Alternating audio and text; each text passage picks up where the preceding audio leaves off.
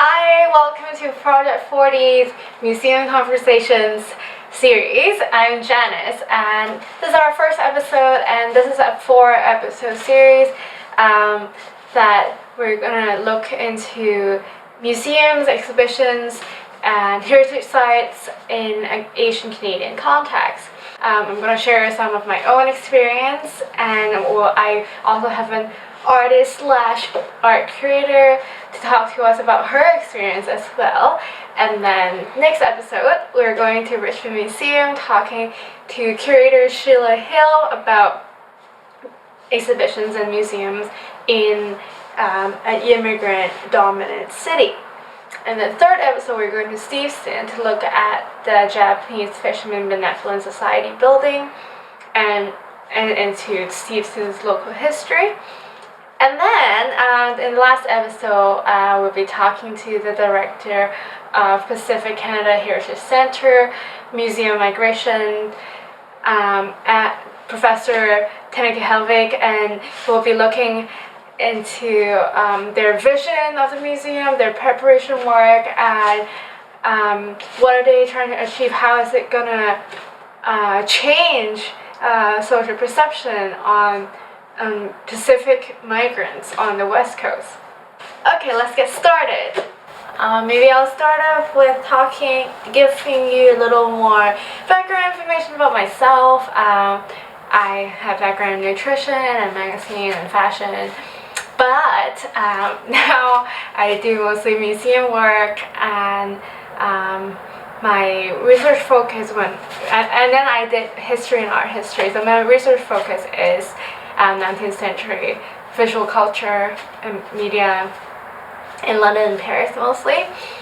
But given having a very Eurocentric per se research focus, I actually have a lot of opportunities locally with working with Asian Canadian collections and artifacts. So that's really interesting. I think just given my own heritage background, even though I'm not an expert in this field, I am so fortunate to be exposed to private collections and donated collections like that.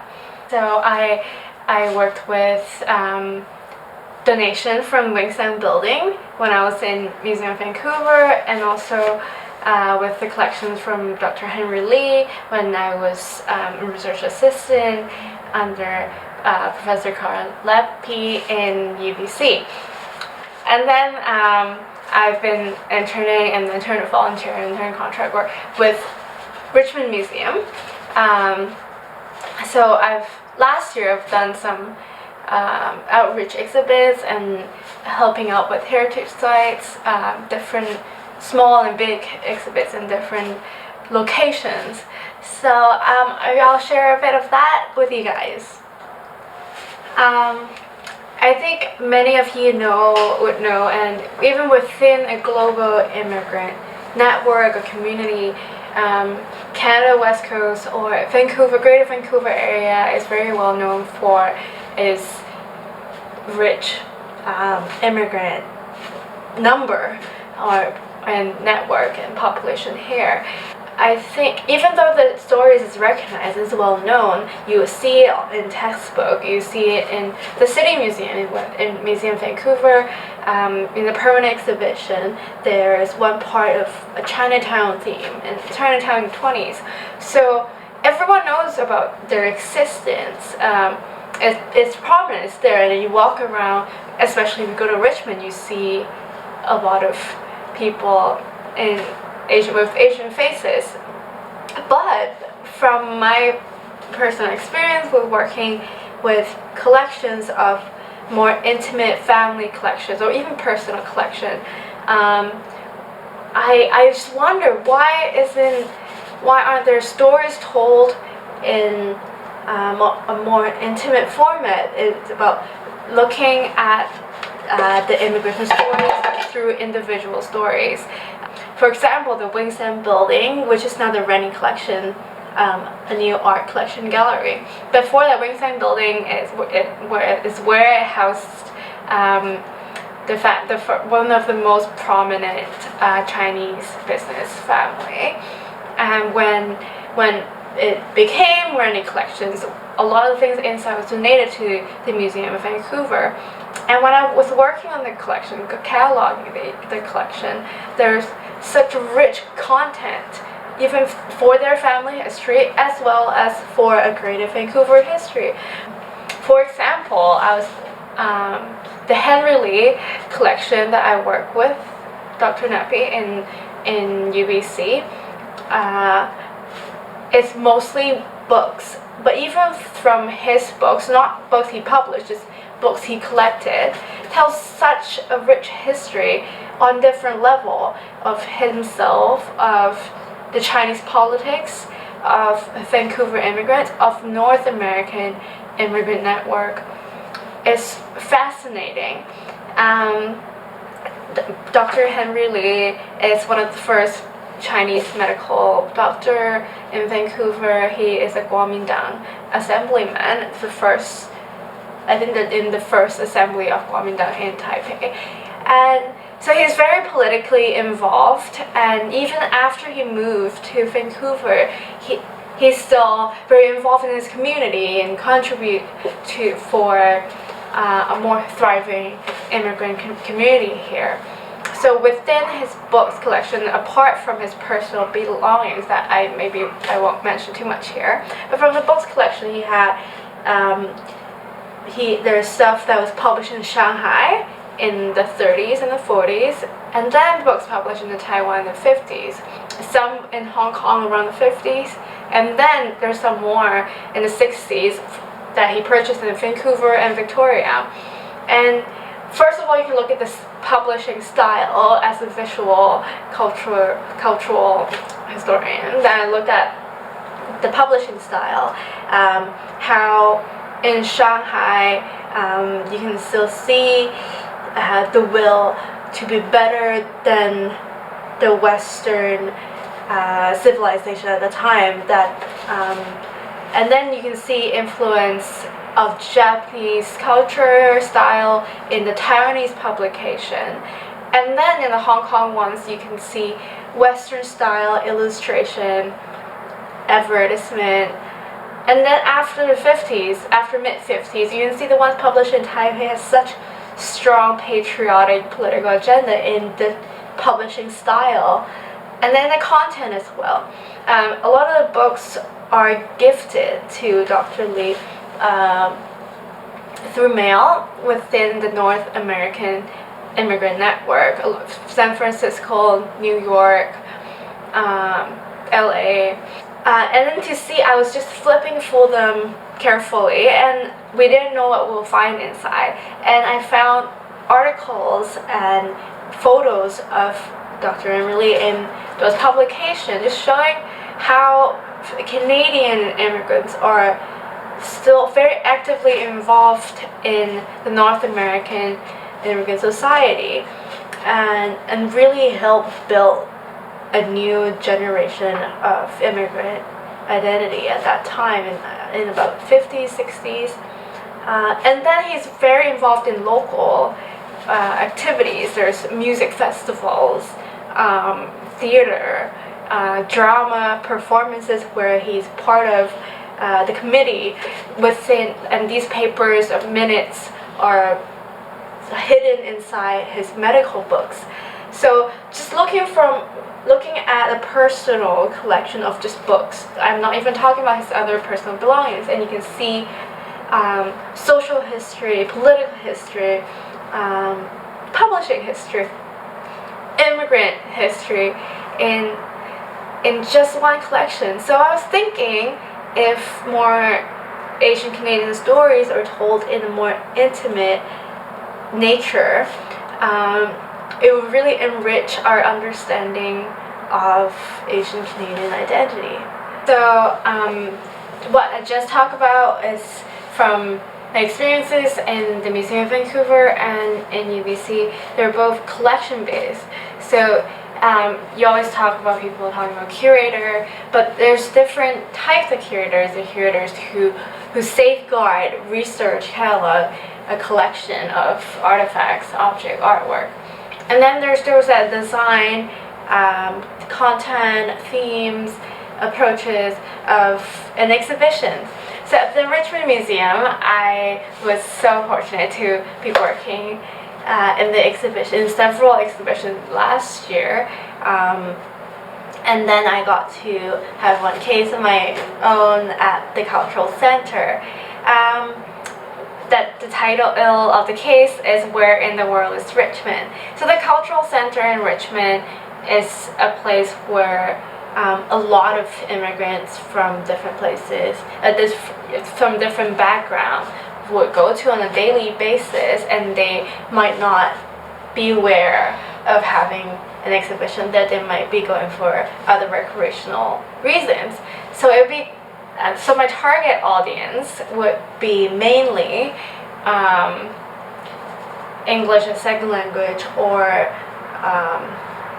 immigrant background citizens in the neighborhood. So I have some leftover material here. I definitely over prepared, and I think there's a whole bag of things I prepared to get to go into the case. So I picked a few of my own favorite to bring home as decorations at home. Maybe I'll show you some of the content, and then we can talk about why I'll have so much left over. What's interesting. Here we have a map from the 50s, produced by the city of Richmond as inside a brochure to attract immigrants from Asia at that time. So in this map, you can see they showcase what they're proud of. They're really proud of their produce, the thriving agricultural industry there, the dairy products on this side, and berries around here, and then the port, and also season cannery over here. I myself would go berry picking in Richmond every summer with my friends. So if you happen to be in the neighborhood, you should do it in summer. Anyway, and then there's also the airport, which is also Vancouver's airport now, but it used to be one of the nicest airport in this side of the country. The first female pilot also flew in this airport. So it's pretty cool to see how Richmond, this government of Richmond, see itself, what is so attractive about them, in contrast to Vancouver or Toronto or Calgary in the East Coast, and for Asian immigrants. And I also have this coming from a newspaper, and also in the 50s, titled For the Great Future of Greater Vancouver. So there's a map showing Vancouver, North Vancouver, our beautiful mountains, and Richmond. And if you know a little bit about Greater Vancouver's geography, you know that the high-rise, the central business commerce area is in downtown Vancouver, and then Richmond would, especially in the 50s, more agricultural, cannery. So you would assume that the center focus would be in Vancouver, but it's so interestingly, this one depicts Richmond as the center. I'm not sure how clear you can see from there, but Vancouver is a flat land with barely anything on, while this part of Richmond is so industrialized with early 20th century monumental architecture, ports, factories, and it looks very constructed and artificial instead of a shoreline like the ones of North Vancouver or Vancouver. And is saying that the half of the trade of Western Canada will be centered here, and the subtitle. So at that time, I think they're really trying to promote and encourage people, new immigrants, to move to Richmond for a better future. And then I have some more that shows Steveston, so you will be going to Steveston in the third episode. This is a photograph, a photograph from 1895 showing the Britannia cannery in Steveston. And there's 1,600,000 cans of salmon here. This is really important, is pretty much the reason why so many Japanese people move over to Steveston in the late 19th and early 20th century. And this also depicts the usual daily village life in Steveston. And well, I will save these for later. And the case name again is Where in the World is Richmond. These are all the things that I didn't get to put in for many reasons. I'll run you through the process because I've never done this before, and it's quite the thrill because as opposed to an art exhibition, a virtual online exhibit, or a more literary visual culture kind of exhibition, if it is involving heritage and local history, you get to go into the city archives, look into documents. I've looked at city plan in the 30s and the 70s, and in the archives there are books, there is correspondence with the government documents, and then you get to go into, of course, the museum collection to pick what you think fits your story that you're presenting. And then there's more case design. Where do you put things? How many images are you using in each section? There's a lot of tiny calculation work to do, and that is what I've never foreseen before. So that's why I have so much left over, because I was so intrigued in the story. I got hundreds of images from the archives. I have a list of another 50 pieces of artifacts from the collection, and there's so many things I want to do in the case, but for aesthetics reason, also because this is not inside a museum, it's in the cultural center, it's not climate controlled, it's not light, humidity is not controlled, it's close to the door of the center where you see sunlight, there are people coming in and out, there will be dust. So there's a lot of factors to consider, and that is also why I had to dry mount these images after I printed it out from the computer, because we can't use the real photograph or documents as it will be easily damaged given its very vulnerable state.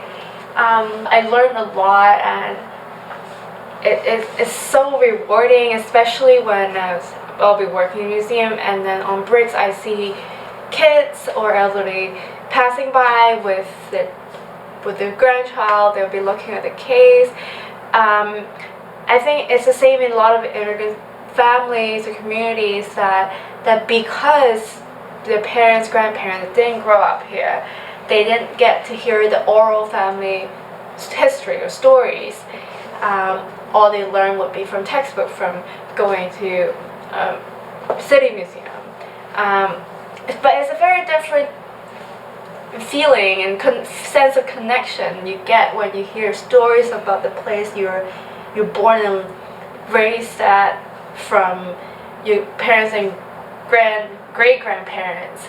I think through local historical exhibit, you can help immigrant community connect with the place more, develop a stronger sense of belonging, and of course I've also put out old phones, the first generation of Apples, computers, and so it's a lot of fun, it's educational, it's highly satisfying for me. But these are very heritage, local history type of work, and personally I would really love to do more visual or visual culture related collections and exhibition work, but too bad I have yet to have the chance to do it. So and Project 40 is largely art-based. So I think it would be nice to have someone who's experienced as an artist, also as a curator for art and visual culture, to talk to us about her experience.